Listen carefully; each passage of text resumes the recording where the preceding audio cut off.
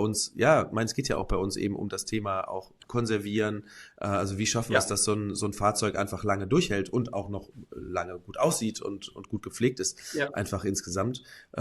Ja, interessant. Also ich freue mich jetzt mit dir gleich weiterzusprechen zu dem Thema. Also wenn man schon mal jemand dran hat, der so viel Erfahrung hat in dem Bereich, auch diese verschiedenen Bereiche, auch innen, außen und so weiter und so fort. Also ich habe auch schon ganz viele Fragen aufgeschrieben in der Ja. Vorbereitung, die ich mitgebracht habe und auch von meiner Frau schon gekriegt habe, die ich dir mal stellen soll, damit ich auch weiß, warum das wichtig ist.